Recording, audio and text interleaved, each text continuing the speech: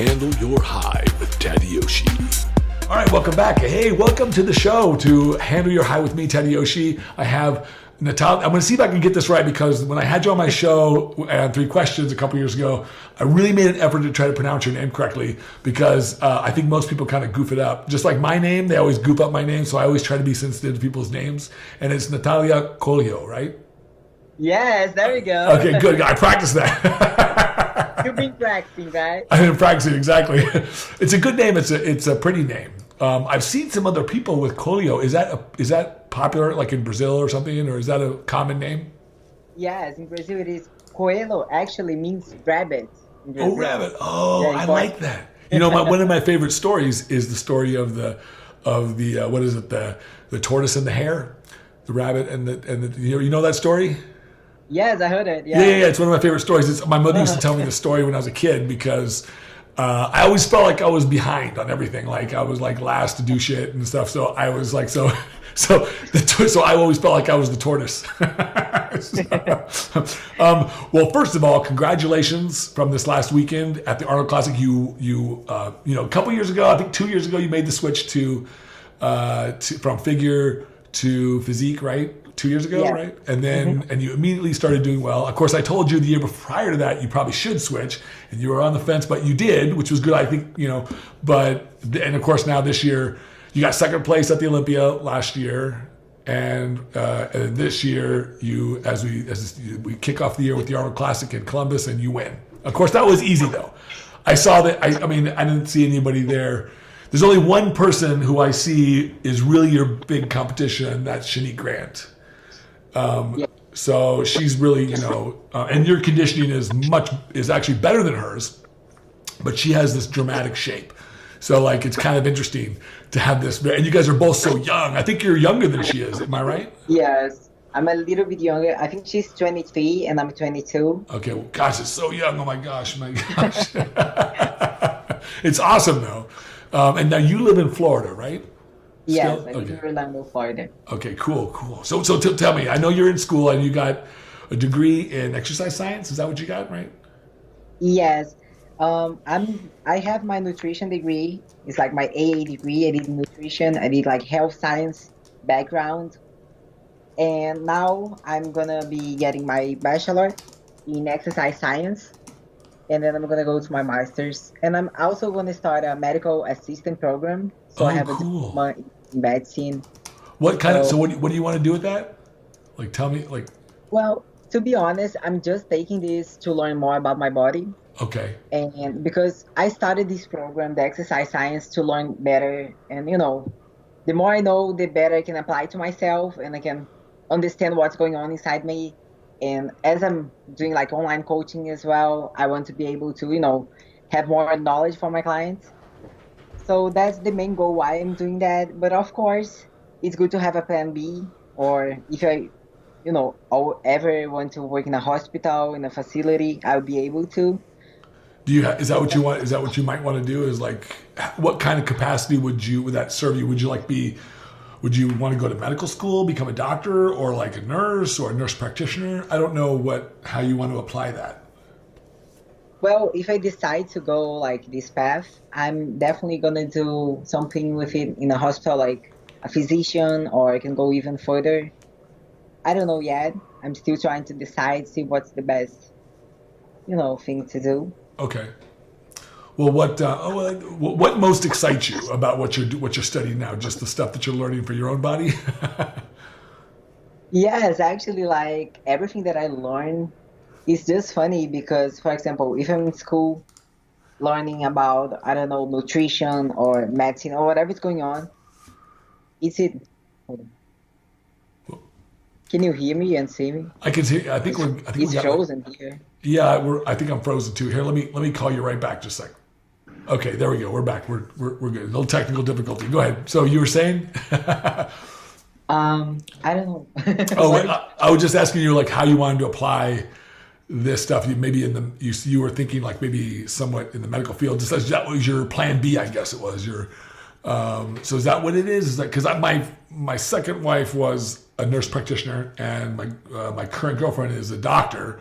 And I would tell you, just go be a doctor with all the school that you got to go to. You just might as well just go to medical school. And it's like the medical field is pretty expansive, and there's lots of stuff you can do. But it doesn't. But the good thing is that as I'm a straight A student and my GPA is 4.0, I got a lot of scholarships. So they pay for my classes. They help me a lot. But it's true because right now, like my bachelor degree, all the elective classes that I had, I took instead of just taking, I don't know, like random classes, I took medical classes. So I have all the pre-med requisites done. So if I decide to go to medical school, I have I think 2 more years, and I can say, I'm a doctor. Oh wow, cool. But as you said, it's a lot of studying, and it's 8 hours a day, Monday to Monday. There's no Saturday or Sunday. I have class every single day, and I take online classes, so it's crazy. But all at the age of 22, you said? Yes. I don't know what it is. I think you keep freezing up on my screen. Oh, there you go. So now that you finish this sort of leg of your life, what is the school? I mean, you compete. You seem to have a lot of focus when you compete. I mean, I can see that. But you also focus on school. How do you divide up your time? How do you make that work? It's very hard. I mean, it comes down to time management. You gotta really, really organize yourself, because sometimes I feel like my day doesn't have enough hours because I do so many things. And my school is actually an hour away from my house. So it's an hour drive to go, an hour drive to come back. So it's 2 hours of my day just sitting and, to get there. Wow. But yeah, it's a lot. But I don't know. I think when you do what you have passion for and you love, you enjoy doing that, you just make it happen. You find a way and you do it. Because I don't complain. I just do it because I love it. I think you're right. Actually, I was just talking to somebody else about this, we were talking about desire. We were talking about the mindset, what it takes to be a champion and what it takes to really get the things you want in this life. And much of it has to do with not entertaining some of that bad dialogue that we have with our own self that discourages us, that distracts us, that, I always use this example that I had a competitor years ago called me up for their evaluation that week, and it was 2 weeks before a contest, and he's like, "Oh man, I messed up on my diet last night. I ate a whole jar of peanut butter." And it's I'm like, "What?" I'm like, "Dude, you got 2 weeks before a show. Why are you doing this?" He's like, "I don't know, man." He says, I got up at 2 o'clock in the morning to go to the bathroom, and I was really hungry, and next thing I knew, I ate the whole jar of peanut butter. And I said, well, this is a good example of how in the right scenario, our brains will tell us almost anything we want to be able to get what we want.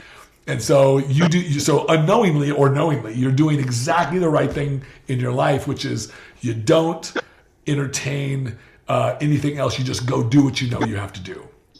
Exactly. I think I'm very focused. Once I have something in my mind, and it doesn't matter, of course, especially competing, sometimes you're craving or you need to eat something. But what is your priority? Why are you doing that? Do you like to do that? I don't know. A lot of people are just doing and complaining and, waking up early to do cardio. And I don't know. You have to stop complaining and just enjoy the process, That's exactly right. Well, yeah, exactly. I mean, it's I think it's hard for some people. But I think when we complain, we're really sort of spotting out some of the things that we don't appreciate so much, and it's an inherently negative attitude, right? It's okay to recognize some of the things that we don't like, but it's not okay to focus our attention on those things for too long. It becomes very distraction. It becomes a big distraction, and then it leads us to places that we don't want to be, right? So I'm not sure if it's my connection or your connection. I think you're frozen. Am I frozen on your side? No, you're not frozen here. Am I frozen? Yeah, you're frozen. Gosh, I don't know what's going on here. Just a sec here. Let me just see if I can try this one more time. Okay. Yeah, okay. Sorry about that. I don't know what's going on with this. It's weird. I think when it comes to this kind of stuff, I think a lot of times we oftentimes let our own mind gets the best of us. And I tell people this all the time. I'm like, look, don't think. just do. I tell people I always have like, don't think, just do, because if you think, you're going to give yourself a license not to do it. You're going to find some reason. Like I was just talking about to a competitor about this today, and she was asking me about how she could not resist the temptation to, like, she wanted to eat some chocolate. And I said, I'll tell you my first experience dieting when I was, my very first show, I was 19 years old. It was 1989. I was 19 years old. I never dieted before. And I said, I did this, it was like 6 weeks out, I decided to do this show just to see if I can get on stage. And so I was like, because I figured, hey man, I was trying to dedicate my life to bodybuilding. And at 19, I needed to know, like, hey, if I can't get up on stage, then maybe I shouldn't be a bodybuilder. I was like, so I said, I've got to get up there, go through a dieting process, get up on stage, and see if I didn't even think about winning. I just wanted to just get up there and figure it out, right? Have the experience. Have the experience and see if so I did it. Well, about 3 weeks before the show, I was pretty hungry.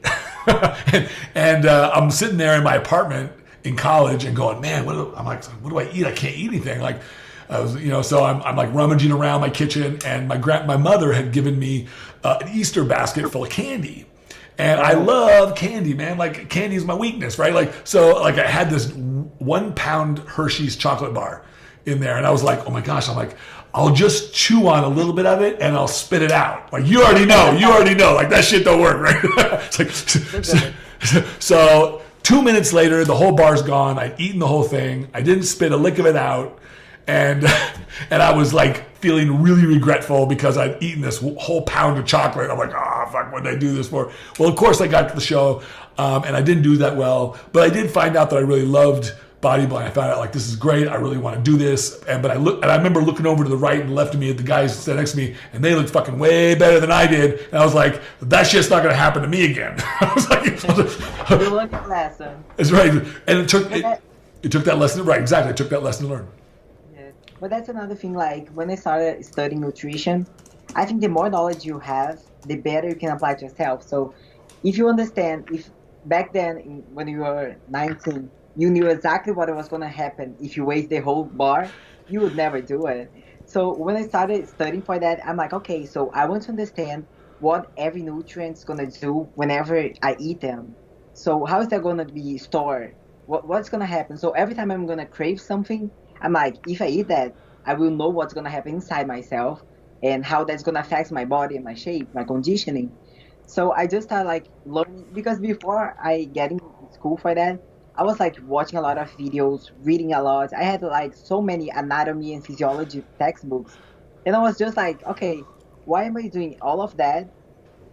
I can keep doing what I'm doing, but actually earn a degree for that, because I will learn anyway, So I just kept doing what I was doing, but I went to school, because it's the same thing. I see so many people that they want to learn, but they don't know how to start or what is a reliable source. And I don't know, that's what I did. I think it's... Well, I'll tell you one thing that impressed me, aside from your interest and your excitement around your physiology and anatomy and biochemistry and stuff, that's really, I think it's fundamental to the things that we do in the sport, of course. You got to understand some of that, right? Like, right. But what's even more critical is something that I noticed a couple years ago when I interviewed you the first time and got to know you, which is your mindset and your attitude towards competing, towards your life, towards your goals, towards what you want. It's such an elevated perspective. And a lot of people, they look at people like you, like you're at the top of your field in the sport. So I did an interview with Sydney Gillian, who I love. She's awesome. I just think, I think the world of her, and she has the same kind of perspective, the same kind of elevated attitude towards competing, towards her life, towards her goals. And it's not, some of the other fellas have the same kind of thing too, but it's not coincidence that this stuff happens. Is there a way you can put your headset on? I can hear myself. Do you have a set of headset that you can put on? Because I can hear my own voice back in I don't want it to disrupt the audio. It's okay. It's just, did you get that? So what I was going to ask was, what struck me the first time I talked to you was you have a very positive, very upbeat, very, very, very wonderful attitude that always sees things in the positive. Now, I have this same kind of attitude. It took me some time to hone it in my life. But how did you come to, what is your perspective and how did you come to it when it comes to competing, when it comes to getting to your goals and those kinds of things? That's the thing, though. I think mindset is everything. Everything you think is going to reflect on your body, on your life. And I don't know, I think since I moved from Brazil to here, I've been through so many things. And I'm like, okay, so I'm not gonna. Okay, it's frozen again. I don't know if you can hear me. I can hear you, yeah. I don't know why it freezes, but keep going. I'm listening. Okay. I think it's okay. So I think it's just like, because of everything I went through, I started looking at life in another way, trying to always find the positive things in life and not focus on the negative. Just like you said, if you focus on the negative, you're never going to improve. You're just going to find obstacles, everything you do. So I think everything. Did you have did you have a tough childhood that sort of pointed you that direction? Yes, I think like my mom and my father, they divorced when I was very young, and it was very hard for me and my brother. But I don't think that's why. Like everything I do in life, I try to learn from other people's mistakes. So I saw what my mom did wrong, what my father did wrong, and I learned from that. And when I moved here, like my father stayed in Brazil, so I came here with my mom and my brother, and it was very hard for me to be away, from my family. Right. And I don't know, it's just hard. And yeah, I came here and I didn't speak any English. I didn't know anybody. I was just like lost. I'm like, how am I going to study? And in Brazil, I was already like an honor student. I was like only 8 grades, I was always in the top of my class. I was Wow. The one that studied the most. And when I came here, I'm like, how am I going to study and do well if I don't even understand English? So it was very hard. I was like trying to learn everything that I could. I would make notes. I would go out, go to school. Can you imagine you go to school and you're learning, I don't know, about history or whatever in another language, like chemistry in another language. It's already hard by itself, but in another language it's even harder. So I get that. There's it can be. My girlfriend was born in Bangkok, and she's Thai and Chinese. And when she came to the United States when she was 11, she could speak English, but she couldn't understand it very well. Not as easy as she does today. Of course, she's very, very good with it today. But it took her several years to be able. I think she said she didn't really have a full grasp of the language until she was pretty much in college. And she went to college here in Chicago. So it was hard. It was like she said that you could understand stuff, but you don't really understand all the nuances, and so learning was more challenging. So she had to really, really, really study hard. So so I totally get that. But I think in some ways, doesn't that form a more a higher level of appreciation for the education that you have and for the things that you're learning? Maybe. Definitely, especially because everything I was learning, it was much easier for the others. So I always had to work much harder to understand and to learn the things than an American student that has English as their first language. But I don't know, I kind of like that. I like challenges, and it just made me work harder and try to learn as much as I could. Now, what was it that if you were to encapsulate your attitude towards your brand of positivity or your brand of attitude mindset towards your sport, what is it? How would you describe it to somebody like myself? You mean the way you approach the sport and accomplishing the things you're accomplishing in the sport. How do you approach it? So when you go and you look at your career as a competitor and you want to win this or do this or achieve this, how do you look at that? How do you try to go out there and achieve it?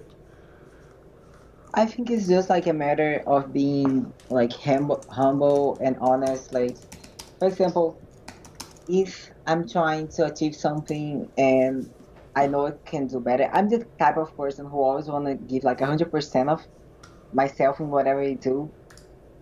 So when I'm thinking about a show, I don't try to. Of course, everybody trains to get first place and to win, but you gotta focus on yourself, not who you're gonna be competing against, or what if this happened, or what if whatever happens. I just try to keep like plan A in mind and not think about plan B. So a lot of people always like, okay, what if this doesn't happen? Of course, it's good, to have a plan B, but I believe like if you are always like if you're focused enough and you put all the work that you need, you don't need to be worried about plan B. You're gonna get it no matter what. I like that. So you, what's so this now when you look at, I've never been a big fan of Plan Bs, to be perfectly honest. I'm just not a big. I guess it's because what it feels like to me is settling. I don't want to settle. You know what I mean? Like I don't want to settle for anything. I know what I want. Like I want it or I don't want it, right? Like, and so if I want something, I want to move toward it. I don't care how long it takes. I just want to keep moving towards it, right? Like, and it's not the getting that's so important.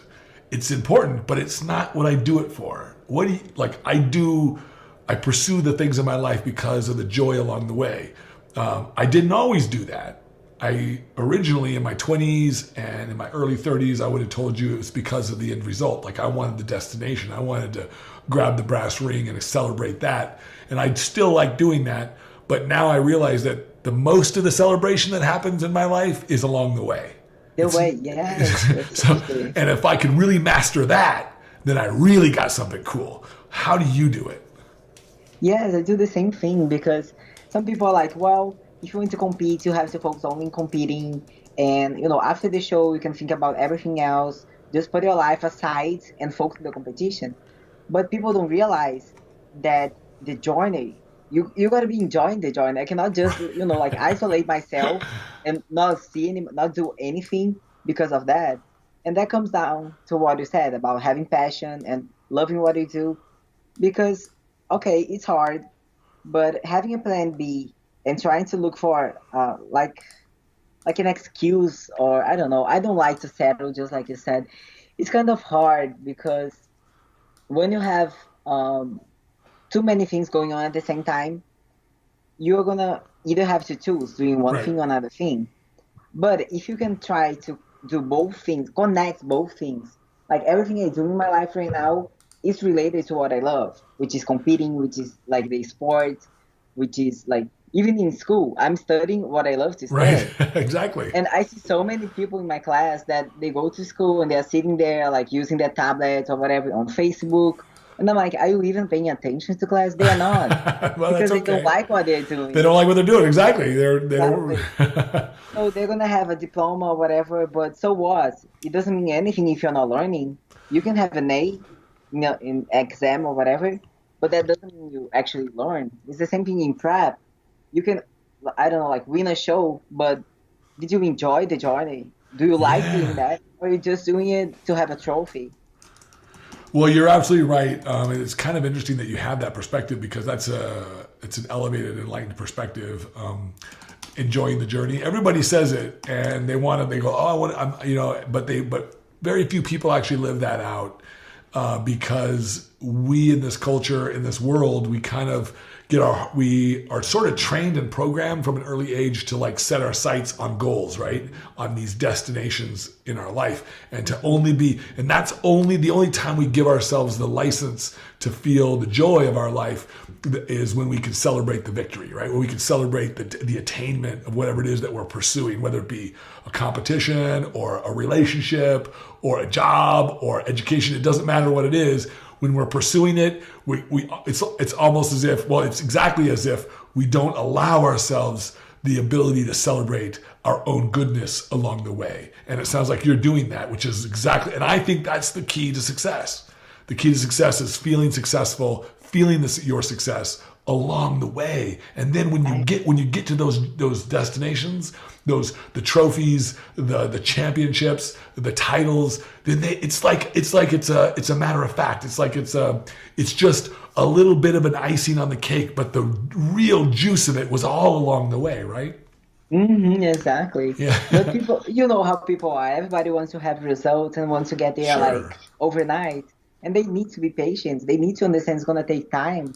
And by that, I don't mean like maybe 6 months, a year. I mean like years of hard work. Right. People are like, oh, but you're a pro, you're an Olympian, you just won the Arnold, and you're so young.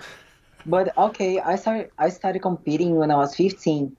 I did start training when I was 15, competing at 17. But I did so many shows and I did all my homework. I was like doing everything I could to improve, while people are just like finding excuses or whatever. So it's okay. It's like 7 years of hard work. I didn't turn pro like just by doing one show. And even at the Olympia, my first Olympia, I was last place, literally last place. And I was still happy. I think I was happier than the first place because I got it. So like I left the stage, I walk out, and then my mom came, talked to me. It's okay, it's your first time. And I was so happy. I hugged her, and she's like, "Why are you so happy? Like you This is the Olympia, man." It's like, yeah. And I'm like, "Mom, not the Olympia. I'm 18, and I'm 19, and I'm at the Olympia stage. To me, this is a victory. I Absolutely. trained hard to be here. I worked hard. I died every single day. I did all my cardio, all my training, and I'm here. You know, it doesn't matter. It's just one like placement. Next year will get better." Right. And she's like, "Okay, I'm glad you're happy," because she was almost sad, all sad and. Well, that's okay. She probably like most people. I think most of us. I think one year, several years ago, when I competed at the Masters, I got third that year in the heavyweight division, and I remember I came back home, and everyone kind of expected me to kind of win. I think, and so I had several of my clients say, "Oh man, are you okay?" And I was like, "Well, yeah, I'm okay." I'm like, "I got third in the country, man." I said, "There's I couldn't have asked for anything better other than to win." But I said, I'm not unhappy that I didn't win. Winning wasn't. I wanted to win, but I wanted to learn more than I wanted to win. I wanted to have fun more than I wanted to win. I wanted to enjoy my experience more than I wanted to win, and I did all that. That's what matters. Yeah, that's good. So, but it's not that I'm reducing it, because I definitely wanted to win. That's right. But everybody wants. Yeah, but the only reason why I want to win is to validate what I already know about myself, and that is how good I am. Not necessarily how good I am in bodybuilding, but how good I am, period. How good I am intrinsically, and that's always a given. I don't need anything to really prove it to myself. That was a realization that I had to come to later in my life, that where I would be able to say that and with real authenticity and say, look, what I do is just what I do. It's not who I am. Who I am never changes. Do you have a similar perspective? Yes, I love the mindset. Yeah, I'm just like that as well, because it's just like you said. Like, everybody wants to win, but the way you react to like not winning is what's gonna determine like how successful you are. Because if the day after Olympia that I placed last, I had just like give up and said, okay, maybe it's not for me, because I see so many athletes that think like that. Yeah. And that's weak. That's a weak mindset. I tell them, you gotta be strong, not at the gym, not in your everyday life, but mentally. Because if you're not mentally like strong, this sport is not for you. No, Right? not exactly. You know how it is. Well, I don't think life is for you then. I'm going to try this. I think I'm going to try this one more time. Just let me call you, right? Because I want, your screen's frozen. I can't seem to get it up. But let me try this one more time. Just like, okay, we're back. Okay, sorry about that. I don't know why I'm having such technical difficulties today. Whoops, let me see here.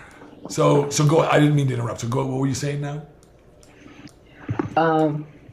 You were actually saying. Oh, well, I was just saying that there was, when it comes to winning, it took me years to get to this perspective that allowed me to recognize that who I am is not what I do, what I believe, or what I think. Those are just what I do, what I believe, what I think. And I think so many times I got into this sport because I wanted to validate myself, right? I wanted everyone to tell me how wonderful I was. I wanted to feel that for myself. But that never comes, right? Like it's like how many likes does it take on Instagram to like make you feel good about yourself? Well, there's never enough. If you require the likes to make you feel good, then there's never enough to make you feel good enough, right? You're always going to want more. so you have to find that perspective within yourself that allows you to not require the likes, not require the trophies or the wins or the even the physique. I think we can strive to like make ourselves to become what we want, but what we're really doing, and this is my perspective, what we're really doing is showing what we really feel on the inside. We're feeling what we feel on the inside. So it's not it's a very different kind of perspective. but it gives me a lot of solace. So my question was, I think, what was it like? Do you have a similar kind of perspective about who you are? Like, tell me who you are. Yes, I have a very similar, like, I think one of the things that I learned in my psychology classes, is to always find the positive things in everything you do and be confident. No matter what, be confident. You can be like, my first competition, I was 17, I was the youngest athlete on stage. And I'm like, I don't care if I'm the youngest, the oldest, I'm going to go there and I'm going to be confident because I work hard for that and I'm ready for that. So whatever you're telling yourself, your mind listens to you 24/7. So you got to keep repeating good things, positive things to yourself, so you can actually believe on that, and people can see that on stage or out of stage. That's just the way you have to think. You have to act. Yeah, it's I think funny. The longer I live in this life, the more I realize that this whole life is just a mind game. You know what I'm saying? It is. And what we get out of this life is what we decide to get. What we decide to allow into our life, right? Like, if I allow success into my life, I'll have it. Now, some people would argue that that life works a lot differently, that we have to work so hard and all this stuff. I just don't believe that. I believe that if we think that if we believe that only success comes to us only when we work so hard, then you're going to have to work pretty hard. But if I want to believe that success comes to me because I enjoy hard, I enjoy things more, I have fun more, I love more, I have joy in my life more, then that will be my truth, right? Yes, that's what I believe. That's what and I don't think anybody else has to have that belief, but I believe that. What excites you the most right now? Like these days, what excites you the most? I think it's just like, I don't know. I wake up every day very, very happy. Like, is there accomplishments? Is there something that you're looking forward to in your life, maybe, or something that you're like moving towards, or that's really, because you seem to be on fire. To me, it looks as though you seem to be that you're getting some really wonderful successes, and you keep building this momentum in your life, and that's really awesome. And I love seeing that. And you have such a wonderful personality, and you're so you seem to be sensitive to your own life in this way. And so I'm just wondering if there's something that you're moving yourself towards that you're really looking forward to. Well, right now it's my graduation, because I know how hard I've been studying. So I have a date for my graduation, and like I had a goal of doing well at the Arnold, and I did well. So now I set a new goal, which is go to the Olympia and do well at the Olympia. So I try to keep setting like goals that, I don't know, I think what moves me, what makes me work harder and harder is to see that whatever I'm doing, it's working. Like, it's working. I'm accomplishing the goals, like that I set to myself. So it makes me it motivates me more to have more goals and like higher goals. What are your higher goals? Tell me some of those, if you don't mind. You mean like related to school or to anything? Whatever's important to you. Well, in school, I would say like my first goal was to have my AA degree. I accomplished that, and I didn't settle. I'm like, I want to go to my bachelor, and I went to my bachelor. And then at the same time, I was doing my personal training program, my fitness nutritionist program. I got like my first aid certificate. I got my AED certificate. So I keep on like having more and more things to do every time, more and more. And in the bodybuilding field is the same thing. I started like doing one show, another show, going like national level, international level, becoming pro, going to like doing well at the Arnold, going to the Olympia like this year again. So that's pretty much mine. Para de fazer barulho. You what? I think I took this. Okay. Can you hear me now? I can hear you. Yeah. I don't know why your image freezes up. I'm not sure if it's your connection or what, but it doesn't matter. I'm still recording pretty easily, so no big deal. I think it's a connection here. It's okay. I see all your trophies in the background there. You have lots of swords and pendant and medals and stuff. It's pretty awesome. I only have one sword, unfortunately, out of the 57 shows that I did. What's your favorite trophy? What's your favorite trophy? I always like to ask that question because it's like everyone's got their favorite trophy. My favorite trophy is my sword because I always like swords and shit. You know, like who doesn't like swords, right? But what's your favorite? Do you have one? Yes, it's the swords as well. I have four, but it's just like it's different, you know. Everybody has the same type of trophy, and I don't know. I actually had some troubles to travel with that. Oh, really? Because I didn't know. They thought you were bringing a weapon on board, right? I tried to bring it as my carry-on, and it didn't work very well. They're like, no. This is yeah. I can see if they don't allow like fingernail clippers, then they're probably not going to allow swords. Oh yeah. But I'm like, no, this is just a trophy, you know. I won my competition. They are like, no, that's a gun. You can kill someone. Like, well, oh my god, I would never kill anyone. Do you now? Your family, do they still live in Brazil? My mom lives here with me. We live together. My father and my whole family lives in Brazil. Okay. What area of Brazil? Rio. Oh, Rio. Oh, wow. I would love to go there. Man, that sounds awesome. Yeah. Do you miss? Have you been there? No, I've never been there. I've never been to Brazil. Period. Oh my god. I know. I really want to go. It sounds like a wonderful place, and everyone that I've met I've only mostly met. I met a few people from there, but most of the people that I've met who are from there were all really wonderful people. They seem to be full of life and vibrant kind of individuals. And there were some interesting hardships, but they all seem to be really wonderful people. And so Our culture there is very friendly, you know, like we are very open, very friendly. So I like it's that. a beautiful place. It's a what? It's a beautiful place to go to visit. Yeah, any place that's got sun and beaches, I'm cool with. Oh, I just came back from Ohio, and I'm like, okay, never again. No kidding, right? Just for 2 days is good. 3 days. Well, you're living in the right place because places like Florida, California, Arizona, those are all my favorite places. Hawaii, all the places with sun and heat. I'm just a hot sun baby kind of a person. It's surprising because I live in Chicago, but I won't live here forever. I know that. Mãe, preciso separar fazer barulho. Do what? I'm sorry. Say it again. Whoops. I think did we black out? No, I can hear you. Oh, okay. Sorry. What were you asking? I'm sorry. What were you saying? Hello? Hey, can you hear me? Yeah. You were saying what Okay. were you asking me? I'm sorry.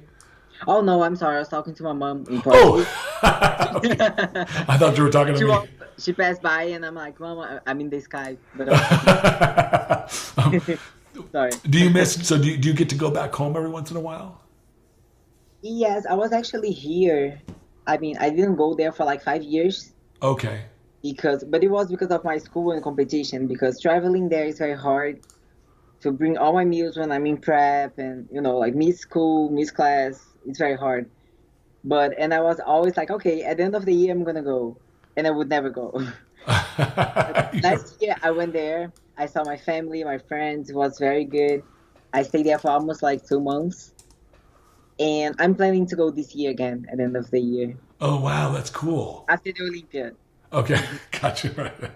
So is that your next pit stop is the Olympia? Or are you going to do another show before then? Or I've been thinking about it. I was talking to my coach yesterday, and we haven't decided yet.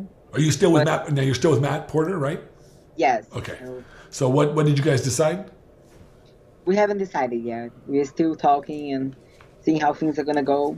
What And he just flew back to Vegas now too, so what do you gonna talk. think? What is in your? I mean, I'm not asking for you to commit to anything, but what's your first impressions about what you want to do? Well, I talked to the judges after the show to see, especially Sandy, to see what she's looking for, what I can improve for the Olympia. And even she said that I can bring more sweep in my quads. My triceps needs a little bit more of work. Right. We'll maybe do a show right before the Olympia to see if my conditioning is good, if I need to be to be a little bit softer or harder, because I know she doesn't like, being very conditioned. But that's one of the things that people most know me about, being Right. conditioned. I So I just want to make sure I'm just remember, like, I think Matt would agree with me. I hope he would agree with me, but I think he would agree with me when I say this, that what got you where you are is what will keep you where you are and what will help you move forward. So even though there might be small things, and I'm just speaking as a judge, as a coach, as a person in the industry, and also as a fan, because I'm a fan of yours as well, that what your strengths of your physique is has quite a bit to do with conditioning. I would never want you to not come in the kind of shape that you're historically coming into a show for. But there's always room for improvement to like Sandy said, like bringing up triceps, bringing up things that can help give your physique more punch, or more wow. But man, you're doing it all right. I don't think that you're doing anything wrong. You're just on the journey, right? You're walking the path, and every step you take, you get better and better and better. Every step you take. But most people think that, they look ahead. And I'm not saying you do this, but many people look ahead in their life, and they see where they want to be, or they see what they want to accomplish, and they see where they're at right now, and they almost intuitively assume that they're not in the right place they need to be. And that's just not true. We're always exactly where we're supposed to be, right? And whether it means that we win or whether it means that we don't win, the way you can always guarantee the win is by acknowledging and celebrating where you are. And I know that sounds a little like metaphysical, but the truth is that, gosh, like everything really is so good right where we're at. And when we can celebrate it, when we can really, really celebrate it, then it makes every destination that we hit, whether we win something or whether we don't, makes every destination so much more powerful for us. And we get what we really, really want. Like what we really want, I think, from every experience is joy, love, joy, the really wonderful high vibrational feelings of this life. We want those, right? And we don't really want the stuff. Like we think we want the stuff. We think we want the money or the careers or the championships or we think we want that stuff. But what we really want is what that stuff is going to give us emotionally, right? How's it going to make me feel? Am I going to feel free? Am I going to feel fun? Am I going to feel excited? Am I going to feel powerful? Am I going to feel abundant? What am I going to feel? Like that's what I want. And so we can actually feel all that stuff along the way. And when we do start to feel it along the way in more powerful and more powerful ways, then boom, that's what we got. Whoops! Oh, there you are. Did you? I see you again. I tried to reconnect. Oh, okay, good. So I really think you're on the right track. I think that if you are having fun your physique seems to be really resilient in terms of like I've never seen you on stage looking tired. Like I see competitors' physiques look tired. You know what I'm talking about? Like they may not be tired, but their physique looks a little tired. Like they've over dieted, they've done too much or whatever it is, right? And so like I never see your physique looking like that. Is there a particular reason why? I mean, I know you compete regularly, but I mean, do you try to like only compete so many times or is that a concern of yours or is that not a concern? Well, to me, the most important thing is to be healthy. I see so many girls, especially my first physique show, when I was backstage, I was like, I'm going to go back to figure because I was very, very scared to see how the girls are tired and their face. And I'm like, okay, I don't know if I want to go that line. I want to cross that line and feel like that. But I found out that I don't need to. I can still compete in physique and feel good, feel healthy. Like I wake up in the day of the show feeling like I could go to the gym. And I see people like before the show they're just like dying and they cannot do anything. I didn't cut water. I mean, I decrease a little bit of my water, but I see people like stopping drinking water like the night before and they Right. just sip like very little. They are with their mouths dry. And I'm like, it's not about that because I still come to the show conditioned, dry, looking lean, like tight, and I'm still drinking water. So that's not the point. If you know how to adjust the other stuff, there's so many variables that we can play with, you know. But Absolutely. I believe the reason why I look healthy, if I could say like that on stage, it's because I eat clean all year round. So I don't really have like, I would say my cheat meal is like a baked potato with a lean steak. Don't don't go too nuts now. Yeah, I'm serious. But the thing is, I enjoy doing what I do. Right. I'm not like, if I was craving something, my cheat meal would be, I don't know, like pizza or hamburgers. But my body doesn't like that anymore. I just don't crave that anymore. And I don't know. I don't care about food anymore. So it's just some people are gonna say it's too much, and I'm No, telling I don't you, think it like, is. I totally get it because I was there for many years, and yeah, Jay. you start to really embody what you love so much, and you really don't have a desire for like all the crappy stuff. Like I think I didn't even drink alcohol until I was over 33 years old. Yeah, Like the way I see is like whatever I do, I want to make sure that that's gonna get me closer to my goal. If I'm drinking, smoking, or using whatever, or eating, junky food, that's not gonna get me closer to where I wanna be. So I'm just like deleting, like, nope, nope. But yeah, I think conditioning wise, just by eating clean all year round helps me a lot. Because people are like, oh, how can you get so conditioned on stage? What are you taking? I'm like, it's not about what you're taking. What are you doing? How, that how hard are you training? You that's know? interesting because everybody wants to know what the shortcut is. Yeah, And there's no shortcut. You there's gotta no, work hard. it's like exactly. There's no. I keep telling them like I tell them, look, here's the secret: time, patience, Time. patience. Be patient with yourself. Time and Consistent. having such fun. When you have the fun of this, if you can't. So I've coached people for like 30 years, and over the 30 years, I'm going to tell you that the people I can tell you without a shadow of a doubt, the people who have the most fun always do the best. What I mean by that is like, especially when I would get somebody who, like, they're not a competitor. They want to just change their bodies. They want to look healthier. And they start going to the gym and they start doing the diet and they start doing the cardio. And I'm like, how's the workouts going? How's the cardio going? They're like, oh, I don't like them, but I do them. And I'm like, oh, and in my head, I'm like, man, you're in for a rough ride. If you don't like the workouts that you're doing and you don't like the cardio that you're doing, you don't even like the diet that you're doing, but you like the results, then what happens is the second you stop perceiving results, you want to quit. It's like, True. and there's no way to recover from that. Like you just have to, and that's why most people have problems with their, and like, that's why I never had a problem because, I mean, whether I happened to always get results, but whether I got them or not, I was having fun. I liked what I was doing. And I tell people, like, here's the secret. You want to know the secret? Fall in love with what you're doing. Fall in love with it. Fall in love with it. When you fall in love with somebody, all you want to do is be around them. All you want to do is just be in their presence.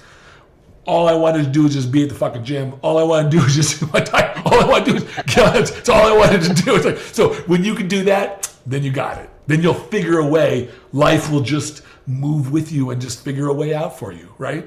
Like that's the way I it works. agree, 100%. Speaking of which, so like it must be difficult. I've always wondered this. I've never asked you, but being in college, you're like 22, 23 years old, whatever, 22. Yeah. So being a being a competitor, having the kind of physique that you have, it's got to be intimidating to some of the dudes and stuff. Like, do you have a rough time in the whole dating scene, especially at college? I don't know. I've never asked you this question, so I just have to ask because you have when I see you on stage, you have a wonderful physique, but more importantly, it's most dudes don't have as good a physique as that.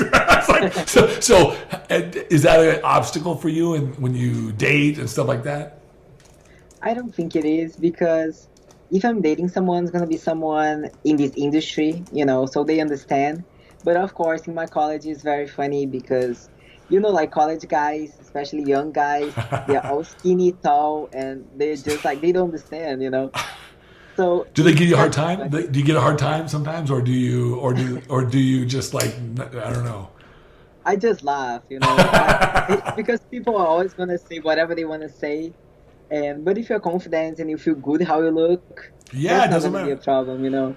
So it's funny because sometimes they're like, oh, can we arm wrestle? I'm like, Why no. would I want to arm They're wrestle like, you? It's like, yes. And they're like, oh, can I touch your biceps? And I'm like, that's a weird question, you know? And then even like in class, some of my professors don't let me eat in class, but why? Oh, still because of the smell of my food. okay, right, okay. Well, And tell them I'm like, that's a personal problem. You better get over that. They better get over that shit. Like this. It's just food, man. It's just food. just food.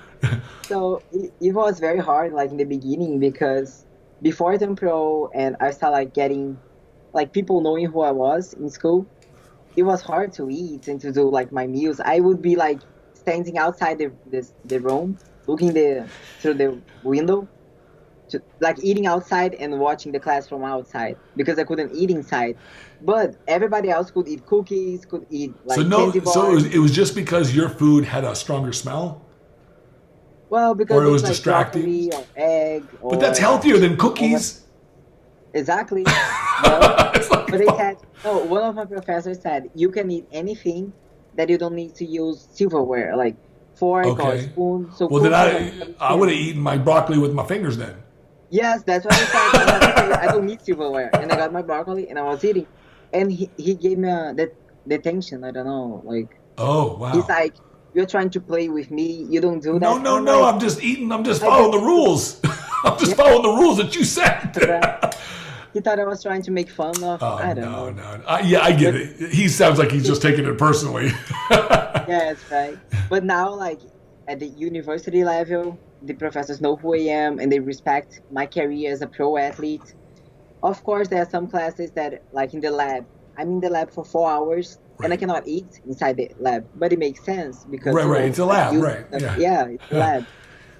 But other than that, I can eat now.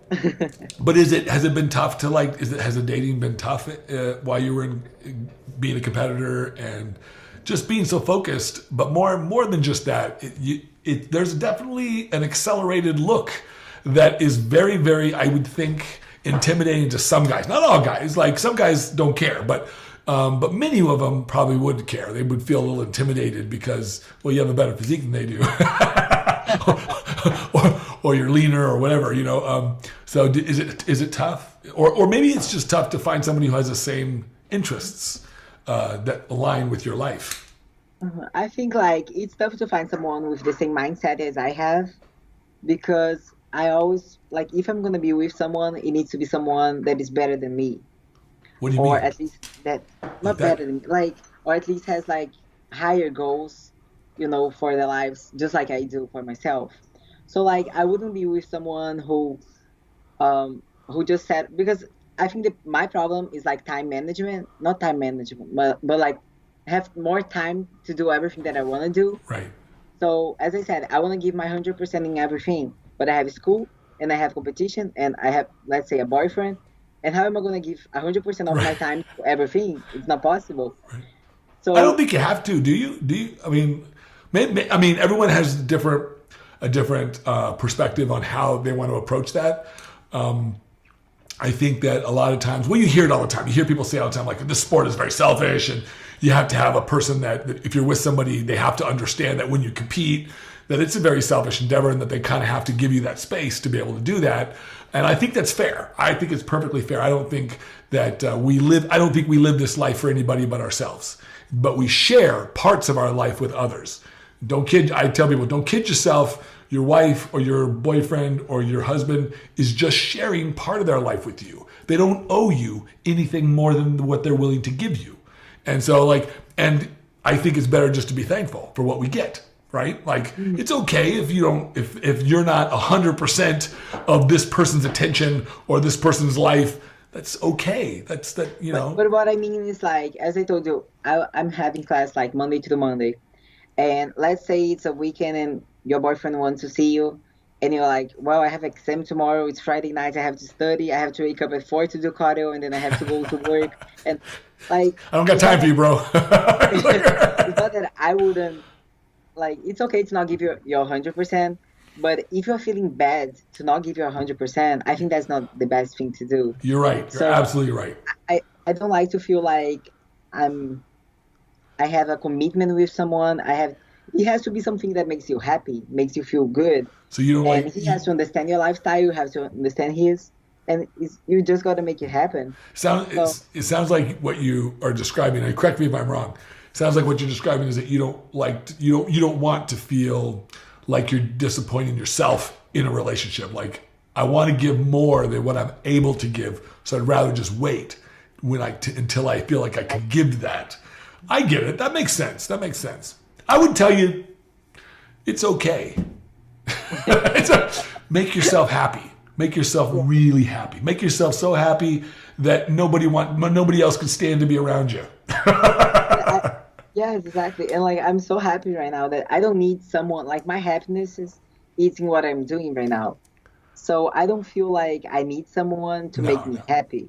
Of course, it's good if you have someone that can share these moments, but I just feel like I'm accomplishing everything that I want, and I'm happy with where I am right now. So I think that's great. I think that's awesome. It definitely comes across to me whenever I talk to you, whenever I see you, even when I see you compete on stage. You're definitely having the time of your life, and I think that's part of the success. Part of the keys to the success that you're having is that what you stumble on in your life is the energy of success, and it feels just like fun.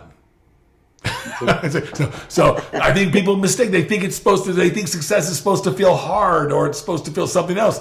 No, it feels like fun. It feels like fun. That's exactly what it feels like. So the people who are having the most fun in life are probably the same people who are getting the most out of what they want. Well, I would say that you're doing it right.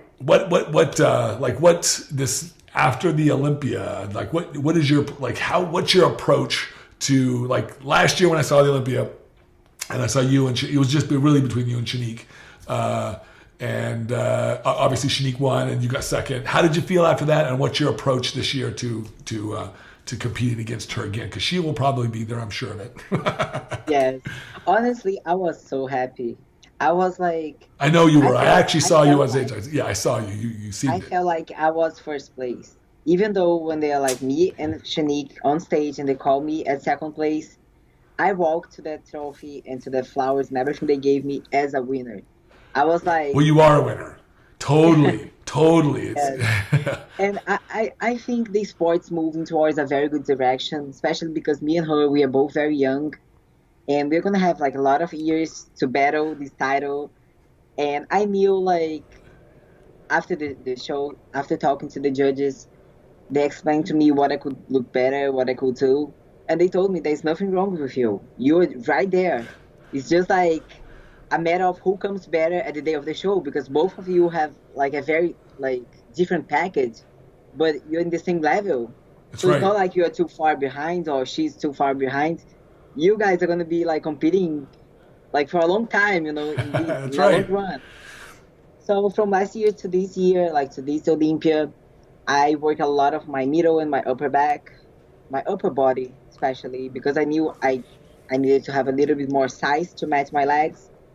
And 2 days ago, Sandy sent me an email saying that my upper body is good, the size now, the symmetry, the proportion, everything looks good. It's making my waist look small as well.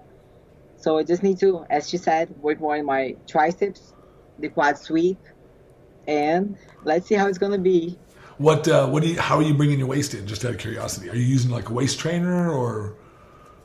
No, actually, I'm just focusing more on my legs and shoulders workouts to make the illusion that my waist is smaller. But I'm actually trying to make the V shape. Have you tried? Have you used a waist trainer before? I have. Okay. I have. Good. They work. But the only reason why I didn't use is because I had my breast done. Oh, okay. So I didn't want to compress too much and the circulation and everything. Oh. So when I went to Brazil after the Olympia last year, I had the surgery, so I'm like, okay, I'm gonna wait a little bit more. I didn't even realize you had them done. I didn't even realize. Yeah. Sorry, I apologize if I didn't realize that you had them done. Well, that's cool. That's good. I mean, I think that your tactic is correct. I think but your quads are great. Like, they really are fantastic. You have such wonderful conditioning, and I love the level of condition that you bring to the stage, because I'm a big fan of conditioning. Shanique looks good too. Her conditioning is good too, but it's not like yours. Yours is very dry and very hard, and it's really impressive to look at. Shanique, her assets are this incredible shape. She has really tiny little waist, and her shoulders are the dramatic nature of this shoulder to waist ratio is just, it's hard to get past. She looks like a cartoon character from that perspective, right? So it's going to be really great to see you and her go to battle in the next, because I really don't see a whole lot of other people who are really like that close to you guys. Like, you guys are at the top of the field, so it's going to be, I mean, anything could happen, right? Like, anything happen the next couple of years, right? Anybody could pop up out of nowhere, but right now, but that's what makes this whole sport so fun, right? Like, Yes, I agree. That's the fun of the sport. We haven't had a lot. To be honest, like, we haven't really had like a lot of really great competitors, like battles. Like, we had like Jay and Ronnie. We had like, there was lots of we had, here and there, right? Like, but recently, like Kai and Phil. But that was several years ago, right? Like, but that was a couple years ago. Today, who do we really have? We don't have a lot, right? I mean, especially in women's physique. Especially women's physique. Yeah. And it was always Juliana. Like, everybody knew that her physique, her femininity, she would win. And then she stepped back a little bit, and now everybody's like, who's gonna be the new champ? So it's kind of fun and exciting to battle that title. So can you see it in your mind yet that you could win? I always can see that. Good. That's all I want. I think that's what every competitor needs to have in mind. They need to train like a winner. They need to be able to have the image as a champion, because every time you go to the gym, if you go to the gym thinking, I want to get second place, right, I'm going to be good if I place top 3, top 5, I just want to get national qualified. No, that's not the mindset you got to go. That's right, man. I'm so glad to hear you say that. The mindset that you're going to go there and you're going to do your best and you're going to get to the top. I'm so glad to hear you say that, because it's frustrating for me sometimes to talk to some people. I mean, I try to encourage them to think a little bit differently, to think outside the box. But what you're describing is exactly what I believe. I 100% agree that if you really, really, really want to win, it doesn't matter what you think your chances are. I would say get that out of your head, but put in your head what you want. Like, forget about how you're going to get there. You'll get there. Just keep moving toward it, right? Just keep moving toward it. Like, so what if you don't win this time? It's not over. There's another show. There's another show. Are you dead yet? It's like, if you're not dead yet and you're still able to work out, you can still compete. So keep going. Like, I totally agree. This is my own personal observation, and I'm just gonna put it out there for your benefit. I don't know Shanique super well, but I know that some of the strengths in her physique that she has that you don't have, you have strengths in your physique that she doesn't have. But what the biggest strength that you have that she does not have, to my knowledge, is that she's in her life. Now, I'm making some generalization here. I'm making a little bit of a judgment based on her, but this is just based on what I've seen come out of her life. That you are much more organized, and your mindset is much more powerful than hers is. So her weakness is that yes, genetically and physically, she has a structure that is hard to beat. But man, it is disempowered by her own mindset. Now, I don't know her super well, but I know enough of her to know that she struggles in her life on some things. And it's, there's lots of great examples. I won't go into any details. I don't want to say anything bad about her, because I don't think anything bad about her. But I do think that when I look at people's lives and I say, who has the strength of character? Because that's what wins. When if bodybuilding has showed us anything, it shows us that you don't need to have the best genetics to win. You don't need to, this cards are not set, right? What fixes the game is the person's mindset, is their attitude, is their perspective. How do they talk to themselves? And you can tell how they do that by what shows up in their life. Do they have confusion in their life? Do they have issues going on in their life? Are there strange events that are going on that seems to be distracting them from their life? Like weird shit that or being arrested or whatever the hell's going on in their life, because this happens to people, like strange things, So if those things are going on, it tells me that they don't have the focus that they need. There's something going on that's distracting them, that's moving their life in different ways, and that you can't maintain being a champion that way.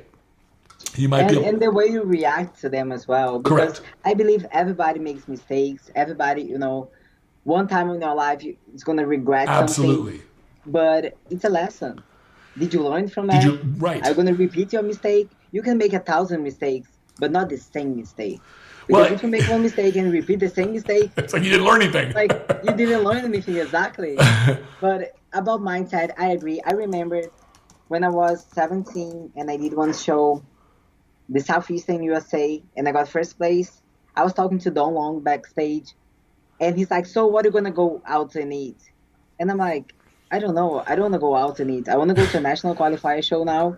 And check you out. And he's like, and I told him, and I'm like, well, I'm going to enjoy something after I get my pro card. I won one show that doesn't mean anything. I didn't get to my goal yet. So it's like, and he said, that's exactly the same thing I did. He's like, I didn't care about food. I didn't care about that until I accomplished my goal. So like, everything goes down to mindset. If you have a goal, if you have something in mind, just like you said, it's not about going to the gym thinking, I'm going to place top 5 so I get nationally qualified. If you're not first, your chances are like you're not going to turn pro in your national show or whatever. So why are you so happy about being top 5? You got to, That's true. I think because, I don't know. No, I think you're right. I think, but I think what you're hinting at is that, I think a lot of people settle in their life. They settle for the wrong reasons. They settle because they think that's where they're worthy. And my message would be, you're as worthy as you believe you are. And if you don't believe you're worthy, there is not a single bit of shred of evidence that I can produce that's going to convince you.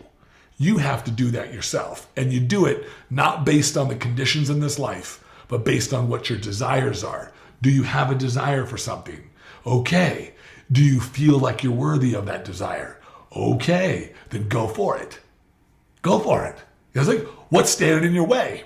And what usually stands in people's way is their belief in that they can't have it. It's their belief that they're not worthy of it. It's like they wouldn't express it that way, but they'll say things like, oh, well, I just don't have the genetics for this. I don't have the genetics to get lean enough, or the genetics to get big enough, or the whatever. It's like, man, that's an excuse. That's what I was going to say. To me, there's not such a thing. Because people are like, but I'm not motivated enough. Okay, but if you love what you're doing, again, you're going to find a way. And it's like, whenever you're not motivated, it's when discipline takes over. It's when your commitment, your passion is going to take over. Because, of course, there are days that we're going to wake up, you're not going to be like, okay, let's go to the gym. Okay, let's diet, let's do cardio. But if you are passionate, if you know what you're doing, if you're disciplined, you have a focus, you're going to do it either way, even if you want to do it or not. So people just need to kind of decide what are their priorities, what they love to do, what they want to do. And it's not just about... So how did you figure out that this is what you love? I know you started this when your first show was like 15 years old.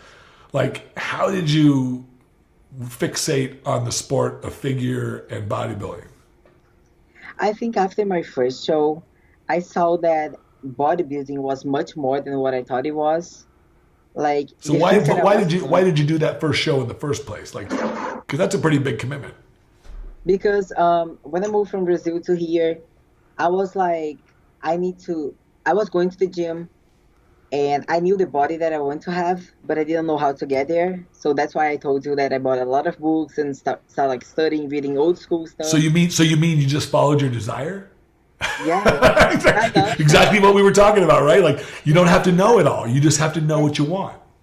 And that's the thing. Like, I knew I was missing information. I'm like, okay, I know I was like reading all these old school magazines and flex magazines and seeing all these pictures, and I started like watching videos of old school people, and I'm like, it's so impressive. How can they change their bodies? But not only their bodies, their minds. I Yes. would see like Sean Ray, he's saying like a lot of stuff about how to be mentally strong and how did affect his life when he was working with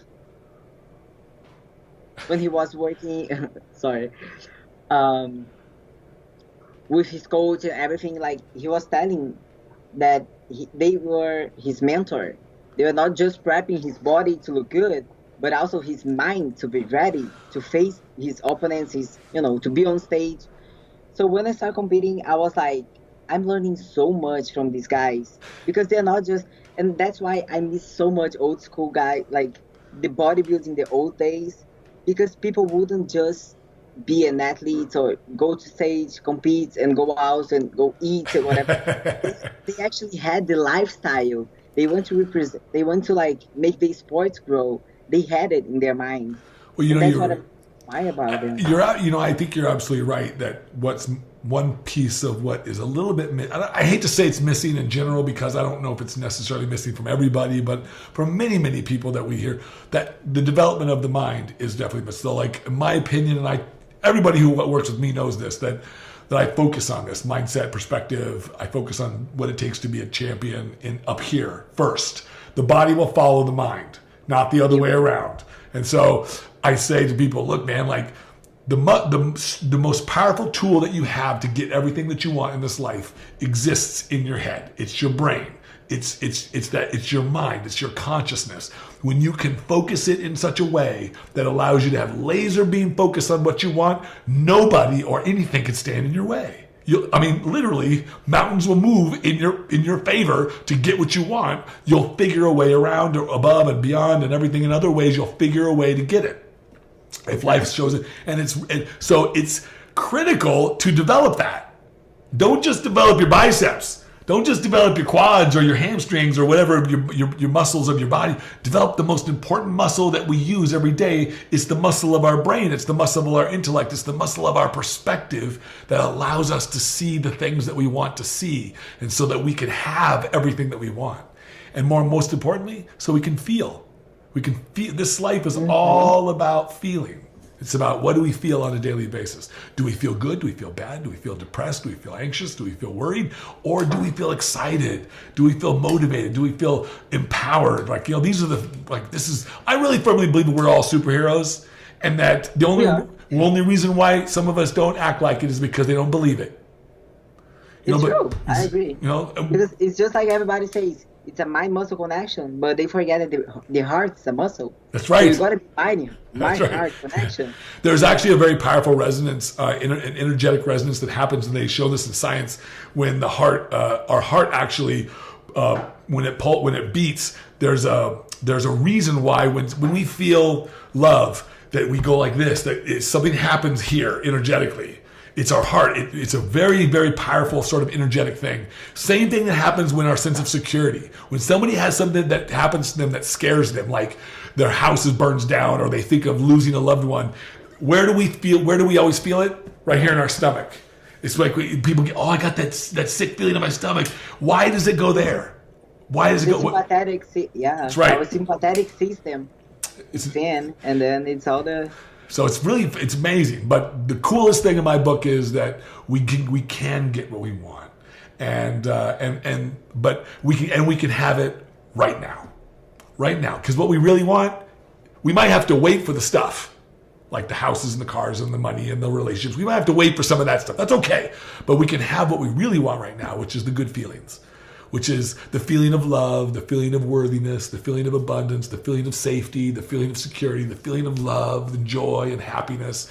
All that stuff exists within us, and it exists because it's who we are. It's only when we embrace who we are that we can feel it. And then when we do that, then all this other stuff comes to us so easily. So and you're living that out. I'm so happy that that's the case. I know you got an online class in a couple of minutes, so I won't take up too much more of your time. But before we sort of end this, tell me, what is for you?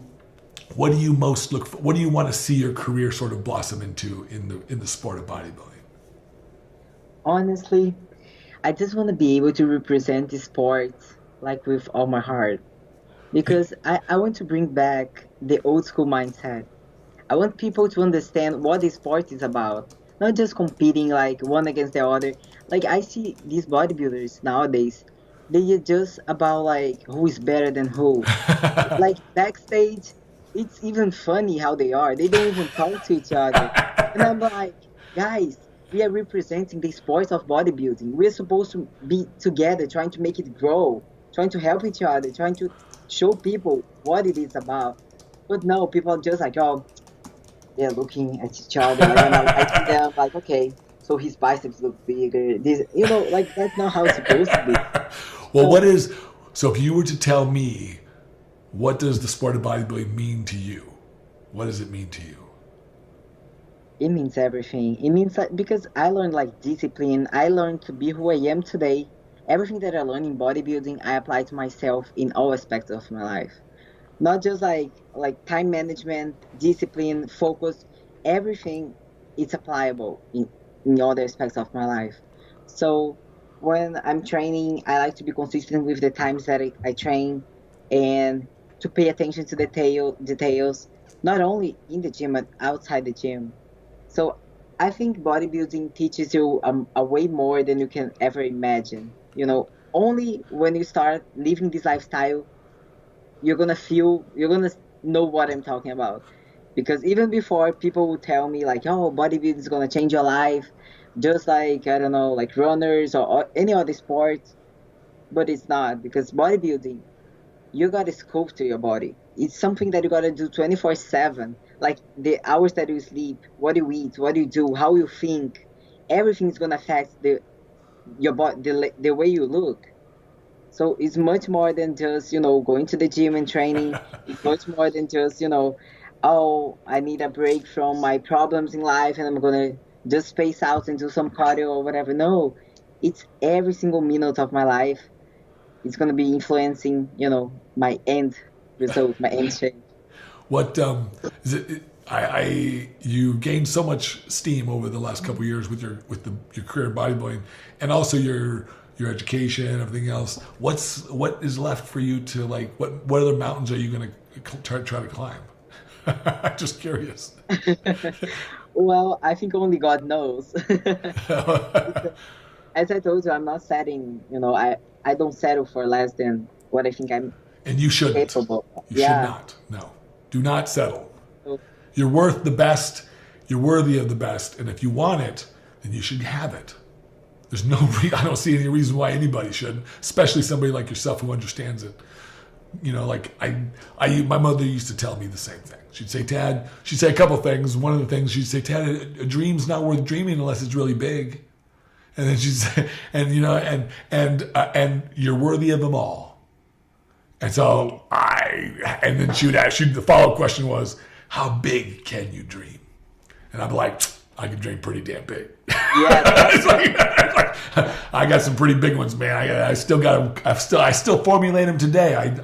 I think one of the coolest things about being a person in this life is that we can dream. That's one of the things that most animals can't do. They can't look into their future and dream about something new, becoming something more than what they already are. They don't do that. We're the only creatures on this planet that can look into our own life and go, I want to be more than this.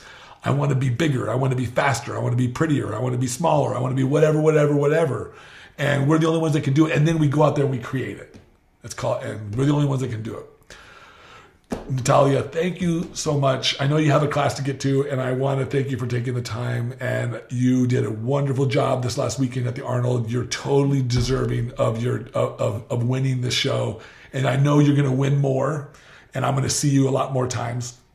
But you are just the most beautiful person that I can think of right now. You really, really, truly have a wonderful spirit. And I want to thank you so much for being on the show, but also for sharing a little bit about yourself with everybody else.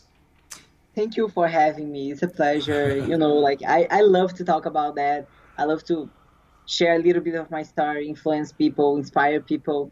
So whatever I can do to make this sport grow, I will do it. Well, you absolutely are doing it just by competing, just by sharing your love for it, and just by showing it. I think that's the most important thing. I don't think I've ever seen you on stage without a big smile on your face. So, so it's one of the best things that I can think of. Because, like you said, like you see some people backstage, right? And they're like mad dogging each other or whatever. You're like, and I'm like, I never got there. When I competed, everybody always knew I was there to help people, man. I would go and help people because, man, I'm having fun. I'm like, we're supposed to be having. Now, sometimes if I was really dehydrated, I might just be laying on the ground. But most of the time, I'm there to help people because that's the fun part. Like, I really believe that those of us who feel the call of service in our life, we're the lucky ones. I think. Listen, it's so hard to be doing what we are. So to be backstage with athletes that have been through like things that you've been through, why are you gonna be like against them? Why not just help each other? Because they've been dieting as well, they've been training hard as well, so they understand what you've been through. I think we gotta enjoy this. We gotta be friends. We gotta be smiling, be happy about what we're doing. Absolutely. Well, and now, now you have some sponsors. I always like to give a little airtime to them. So tell everybody about who you like, who your sponsors are, and what companies they are. Yes, MPA. Matt of course, Porter. Matt Porter. Yeah, Matt Porter. I like Matt. He's a great guy. Yeah. Yes. Old School Idol. Okay, right. Kevin is also my sponsor. I like Kevin. He's a good guy. He's a great guy. He's very positive. You remind me a lot of him because the way you talk and he talk, I'm like, wow, these guys are great. That's good. I've never actually I've never had too many conversations with him, just briefly stuff, So it's good. And Liquid Sun Rays is also sponsoring me. They do all your tans and stuff like that, right? They do my tan, yeah. Because your color is always awesome. But I always think like people who have darker pigment, like I always had great tans, but it's like the people who have a little bit more pigment, they tend to have a little bit better tans. Anybody else? Well, no, I only have these three sponsors. Okay. Oh, CJ, of course. Oh, of course. Because my suits. You had by the way, this year, was this a different suit? Because I liked it. When you were on stage, it was kind of funny because it was kind of cool because it sparkled more. Was there something different? Well, this design, I actually designed the suit and I sent it to CJ and she made it. So it was kind of a special one. Well, maybe you got another calling in there somewhere. You could because it stood out. It was like I appreciated it. I didn't know exactly, but it seemed to really, really sparkle. It seemed to really, really complement your physique nicely. So it was a success. She did a good job. Yes. Yes. Awesome. Well, how can people get a hold of you? How can they reach you if they need to, if they want to? How do they do that? The best way is through my Instagram, ifbb pro Natalia Coelho. So my first and last name. I'm always there, checking my messages, answering everybody that I can, so they can find me there. Awesome. Well, again, thank you, Natalia. I really appreciate you being on the show. I really appreciate you as a competitor, and I really love everything you're doing. So you keep it up, okay? Thank you. I promise I will. Okay. All right. Well, thanks. Go. I know you got to get to your class, so I will talk to you soon, okay? Thanks. Okay, talk to you soon. Handle your high with Tadayoshi.